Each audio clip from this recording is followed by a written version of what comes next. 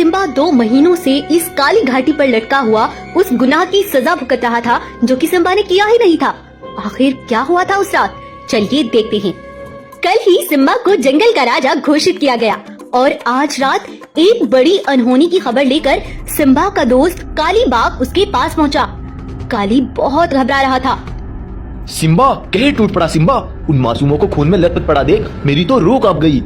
काली, कौन है खून से लथपथ? बताओ बताओ काली, कौन है? सिम्बा भाई, छोटे छोटे मासूम जानवरों को बरगद के पेड़ के पास ना जाने किसने जान से मार डाला। क्या? नहीं नहीं, ऐसा नहीं हो सकता।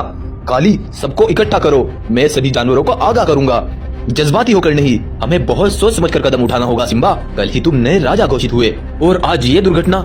अगर जानवरों को मालूम हुआ तो वो सोचेंगे कि सिम्बा जानवरों की रक्षा नहीं कर पाएगा, और अगर उन्होंने कोई गलत फैसला कर लिया, नहीं नहीं महाराज, तो भाई काली, मुझे कुछ समझ नहीं आ रहा, अब हम क्या करें? सिम्बा भाई, बस एक ही रास्ता है, हम चुपचाप उन मरे हुए जानवरों को नदी में बहा दे। काली, तुम ऐसा करो, तुम यहाँ रहकर बाकी जानवरों की रक्षा करो और मैं उन जानवरों को बग्गी में ले जाकर दूसरे जंगल की नदी पर ले जाता हूँ। सिम्बा रात में ही उन मासूम लाशों को बहुत दुख से एक बग्गी में भर लेता है और उन्हें लेकर वो वहाँ से जाने लगता है। सिम्बा अभी थोड़ी ही दूर चला था कि तभी सिम्बा को कुछ जानवरों ने देख लिया। अरे अरे महाराज, इतनी रात गई, ये बग्गी में क्या लेकर जा रहे हो? नहीं गाय, बस कुछ सामान दूसरे जंगल जाना है। जानवरों को सिम्बा की इस बात पर शक होने लगा और वो बग्गी को खोल देते हैं। अरे ये क्या धोखा है, इतना बड़ा अन्याय! नहीं नहीं, ऐसा नहीं हो सकता। इन मासूम जानवरों की जान लेते हुए तेरी रूह नहीं कांपी सिम्बा। सुनो सुनो, मेरी बात सुनो, अब सुनने को कुछ नहीं बचा, पकड़ लो इस धोखेबाज को। सारे जानवर मिलकर सिम्बा पर एक साथ वार करते हैं और उसे इतना मारते हैं कि वो घायल हो जाता है। सिम्बा बेहोश हो जाता है और सुबह के समय वो सभी जानवरों को इकट्ठा करते हैं और सिम्बा को काली घाटी के एक पुराने कुएं पर उसको लटका देते हैं। सिम्बा तब से आज तक इस काली घाटी पर लटका हुआ है और सिम्बा के मरने के बाद जानवर सिर्फ काली पर विश्वास करते थे, क्योंकि काली एक बहादुर और निडर जानवर था और ताकतवर भी। इसीलिए जानवरों ने काली को ही जंगल का राजा बना दिया था।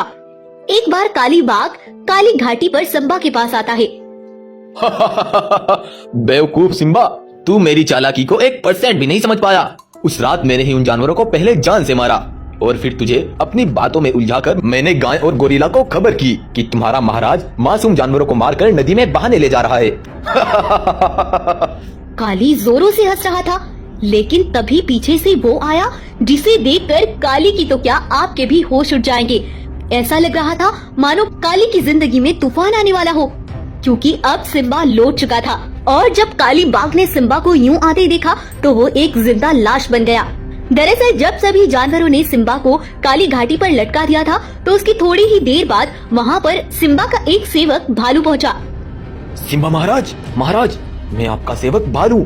महाराज, ये जो सब हो रहा है, मुझे नहीं लगता कि आपने ये सब किया होगा। भालू, मेरा यकीन करो, मैं बेगुनाह हूँ। मुझे इन सब में उस काली का हाथ लगता है महाराज, लेकिन अब हमें उस असली खूनी को तलाश करना होगा।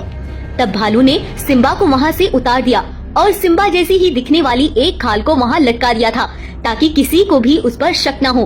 भालू ने सिम्बा महाराज को सबसे छिपाकर एक अलग जगह रखा और उनका इलाज किया। कुछ ही दिनों में सिम्बा बिल्कुल ठीक हो गया और आज जब काली सिम्बा से बात कर रहा था तो भालू और सिम्बा ने उसकी सारी बातें सुन ली थी। बस अब क्या था, सिम्बा ने गुस्से से काली को पूरी तरह जख्मी कर दिया और उसे सभी जानवरों के पास घसीटता हुआ ले गया। सिम्बा को यूं अपने पैरों पर आते देख जैसे सबके होश उड़ गए। ये काली खुद बताएगा अपनी सच्चाई। मुझे माफ कर दो, मैंने ही जानवरों को मारा था और सिम्बा को उन्हें फेंकने मैंने ही भेजा था। मुझे माफ कर दो, मुझसे गलती हो गई। गलती नहीं काली, तुमने कत्ल किया है, न सिर्फ उन मासूम जानवरों का बल्कि महाराज सिम्बा पर मजबूत हमारे भरोसे का कत्ल किया है तुमने।